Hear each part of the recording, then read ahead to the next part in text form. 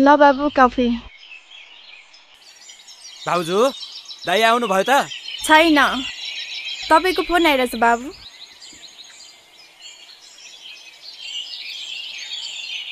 Hello, हजुरको दाइलाई hospital लिएर आएको छ, हजुर तुरुन्तै आउनुहोस्। व्हाट? केस के हो? एक्सिडेन्ट।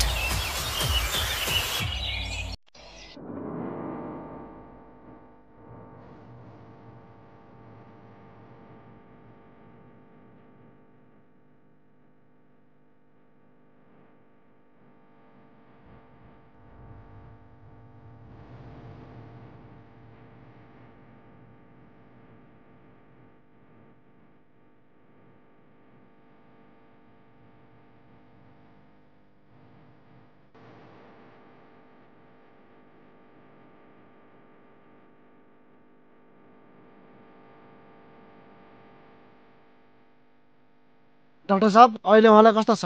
नातिनुस् दाइ, उहाँ अब खतराबाट बाहिर हुनुहुन्छ। विदिन अ विकमा डिस्चार्ज हुन्छ। के उहाँलाई भेट्न सक्छौँ? सक्नुहुन्छ, तर एकजना मात्र है।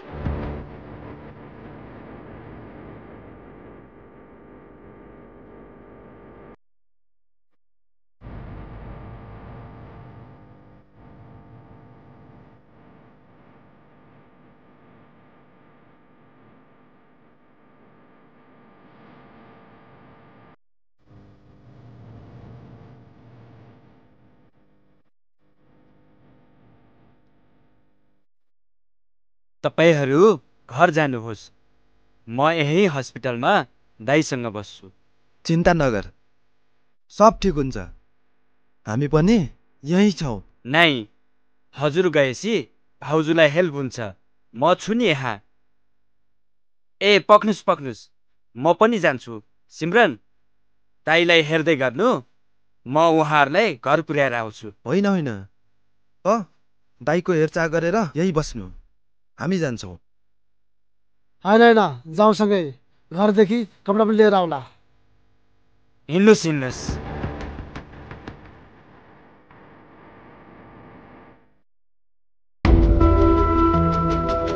दादा नमस्कार। नमस्कार। दादा, त्यो लवकुशले हाम्रो बारेमा सबै कुरा थाहा पाइसके जस्तो छ। ए त्यसो हो भने अब लुकेर होइन, डाइरेक्ट हामी अट्याक गर्नेछौँ। आफ्नो मान्छे गुमाउनु पर्दाको पीडा कस्तो हुन्छ भन्ने कुरा त्यो लवकुशलाई पनि थाहा होस्। दादा, अब हामी के गर्ने? त्यो लवकुश हेर्दाखेरि फिस्टो जस्तो भए पनि हाम्रो लागि खतरा हुनेछ। दादा, जबसम्म 4/7 छ तबसम्म हामीले केही गर्न सकिन्न। दादा, भोलि लवकुशको परिवार मन्दिर जाँदैछ अरे बिहे गर्नको लागि। तब हामीले अट्याक गर्यौं भने तपाईको बदला पुरा हुनेछ दादा। लवकुश, तैँले मलाई जुन पीडा दिएको छ त्यो भन्दा नि बढी चोट अब म तँलाई दिनेछु।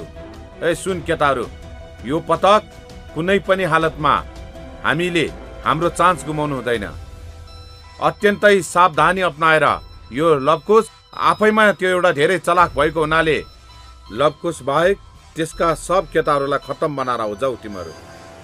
दादा हजुर, यो पालि हजुरको मनोकामना अवश्य पुरा हुनेछ। हिँड केटा।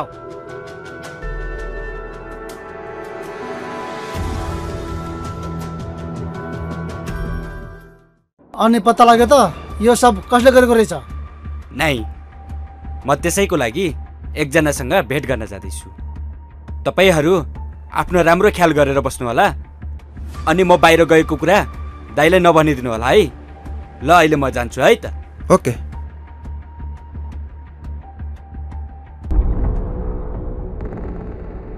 नमस्कार आमा। नमस्कार। म पल्लो गाउँदेखि आएको। यहाँ शालिग्राम तामाङको घर कहाँ पर्छ? त्यही पल्लो घर हो बाबु। ए हो। हस्, धन्यवाद आमा। हस्, नमस्कार। नमस्कार। शालिग्राम तामाङको घर यही हो? हो, यही हो। र शालिग्राम पनि मै हो। किन र भाइ, को हो तिमी? मैले त तिमीलाई चिनिन नि। म पल्लो गाउँदेखि आएको हजुरसँग भेट गर्नको लागि। मलाई लवकुशको बारेमा जान्नु छ। म उहाँको भाइ हो। उहाँ अहिले हस्पिटलमा हुनुहुन्छ एक एक्सिडेन्ट केसमा। यो एक्सिडेन्ट कसले गराएको हो पत्ता लगाउनका लागि उहाँको पास्ट जान्न पर्ने भएको छ। मैले सुनेको थिएँ हजुरहरूसँगै काम गर्नुभएको थियो। भन्नुहोस् न के भएको थियो त्यस बेला? म र लवकुश सँगै काम गर्थ्यौँ। हाम्रो एक होटलमा भेट भएको थियो। लवकुश र म एकदम मिल्ने साथी थियौँ। एक दिनको कुरा हो।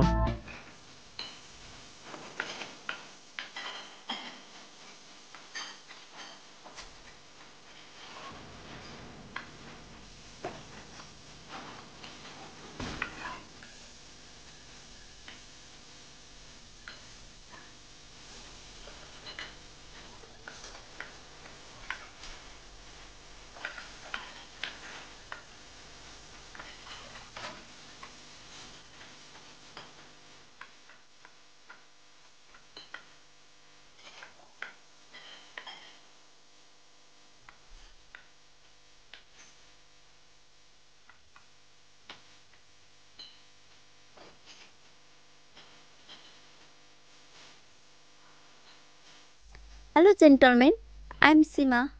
हेलो। आजभन्दा पहिले त कहिले यहाँ देखेको थिएन नि। आजभन्दा पहिले म आउने गरेको पनि थिइनँ नि।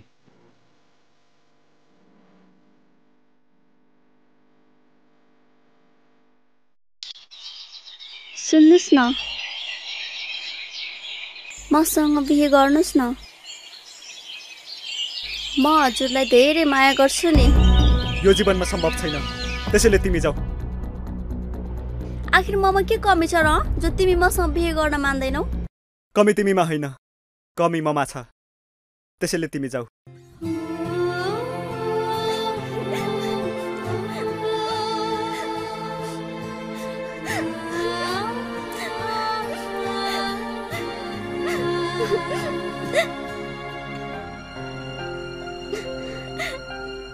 छोरी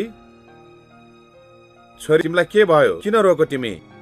बाबा, उसले मलाई एक बजार महिलासँग कम्पेयर गर्यो। उसले मेरो भावनालाई कहिले पनि बुझ्ने कोसिस गरेन। मैले उसलाई यत्रो माया गर्दा पनि उसले मलाई कहिले पनि बुझ्न खोजेन। नरो छोरी, तिमी केही पिर गर्नु पर्दैन। नरो, तिमी नरो छोरी, नरो। अलि शान्त बन ल।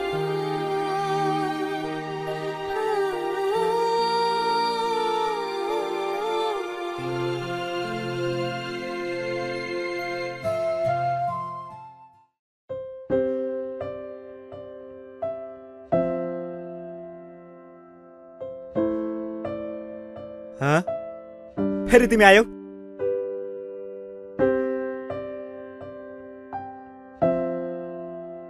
मलाई बिहे गर्नुस् न। मैले तिमीलाई कति पटक भनिसके मैले बिहे गर्दिन भनेर। यत्रो पढाइ लेखेको छौ, कुरा बुझ्दैनौ? आखिर ममा के कमी छ र त्यस्तो जो तिमीले मलाई रिजेक्ट गर्दैछौ?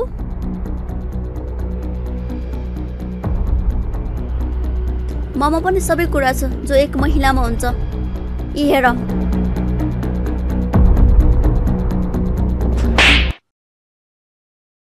तिमीलाई राम्रोसँग भनेर लाग्दैन? यहाँबाट निकाल। मलाई त जस्तो केटीसँग कुनै मतलब छैन। तिमीहरू सबै एक जस्तै हुन्छौ। जोसँग पायो उसैसँग सुत्ने, पैसाको लागि आफ्नो शरीर बेच्ने। तिमीहरूलाई पैसा र सम्भोग भए आफ्नो नाता गोता केही नदेखि उसकै पछि लाग्छौ। तिमीहरूलाई केही मतलब हुँदैन, चाहे कोही मरोस् या बाँचोस्। सम्भोग र पैसा भए अरू केही देख्दैनौ। अझबाट मेरो नजिक आइस भने मारिदिन्छु म तँलाई। जा यहाँदेखि।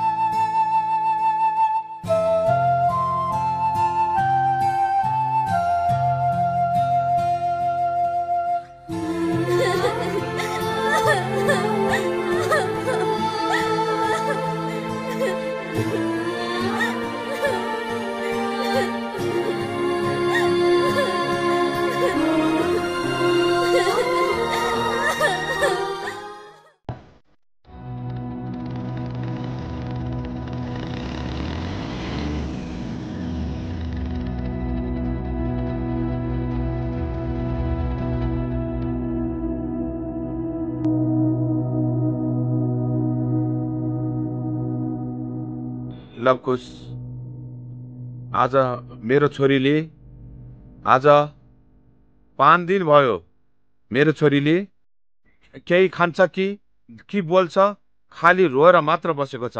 लवकुश, एक पटक मेरो छोरीको भविष्यको लागि उसलाई सम्झौँ र मेरो घर हिँड लवकुश।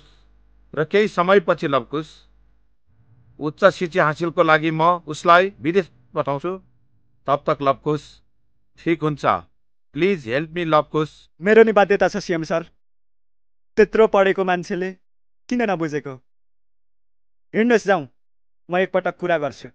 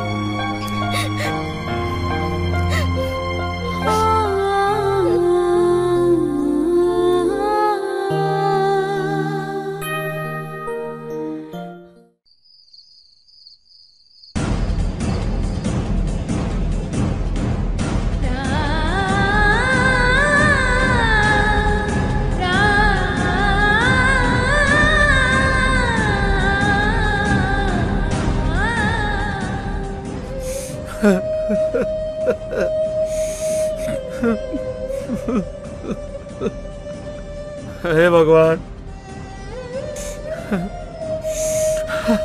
तैँले के गरिस् छोरी? किन गरिस्? आखिर तमा के कमी थियो छोरी? यो सब तैँले गर्दा भएको हो। त मेरो छोरीको हत्यारा होस्। तँलाई म जीवनमा कहिले सुख शान्ति हुन दिने छैन मैले। यार, त्यो केटीलाई मारे। मेरो घरको आमा बुबाको क्रियाकलाप देखेर म हार मानेको थिएँ। त्यसैले यो मैला भनेपछि एलर्जी हुने गर्छ। तर तिनले बुझिन। उसले आफ्नो मात्र देखेर आत्महत्या गरी। त्यो केटी मर्नुमा मेरो आमा बाबुको हात छ। मलाई त मारे त्यो केटीलाई नि मारे। यसमा तेरो केही गल्ती छैन। त टेन्सन नगर्न यार, त्यो त सब उसको नसिबको खेल हो। बरु जाउँ, हिँड यहाँदेखि। त जा यहाँदेखि, म यहीँ ठिक छु। आजदेखि म एक्लै बस्ने, एक्लै मर्ने।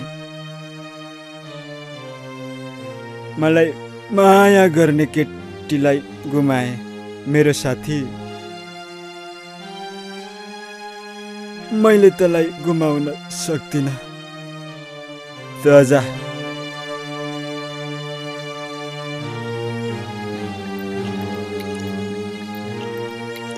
र म त्यो दिनदेखि उसँग छुटिएँ र म यो ठाउँमा बस्दै आएँ। र यतिकै वर्ष पछाडि उसको बारेमा बुझ्न पाउँदा खुसी लाग्यो। मलाई लाग्छ उसको पछाडि त्यही श्यामको हात हुन सक्छ भाइ। हुन्छ दाइ, हजुरलाई धेरै धेरै धन्यवाद। अहिले म जान्छु। एकछिन भाइ, म पनि सँगै जान्छु।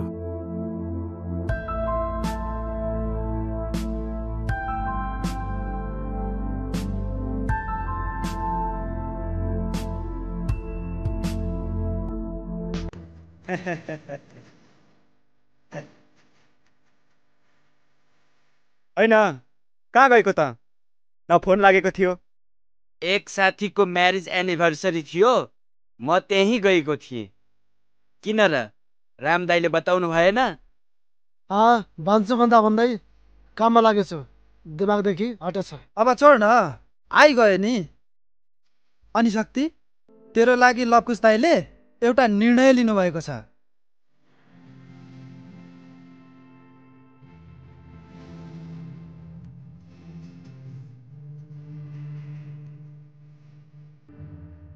भन्नुहोस् न, के हो त्यो? हजुरले भन्नुभएको कुरा मैले कहिले नाइ भनेको छु र? हेर, अब मलाई बाँच्ने रहर पनि पुगिसकेको छ। थाहा छैन कहिलेसम्म हुन्छु। म मर्नुभन्दा अघि तेरो बिहे भएको हेर्न चाहन्छु। त्यसैले तैले बिहे गर है। हजुर यो के कुरा गर्दै हुनुहुन्छ? हजुर अझै 18 वर्ष जवानीमा हुनुहुन्छ। अब त झन् राम, गोपाल अनि मेरो छोराछोरीलाई हजुरले पढाउने, लेखाउने, पाल्ने जिम्मेवारी लिनुपर्छ। जब तक यो शक्ति छ तब तक शिवलाई केही हुँदैन। अबदेखि यस्तो कुरा कहिले नगर्नुहोस् तपाईँ। भनेपछि अब बिहेको लागि तयार भइस् होइन त? हो, सबैको यही चाहना छ भने म तयार छु। तयारी गर्नुहोस्।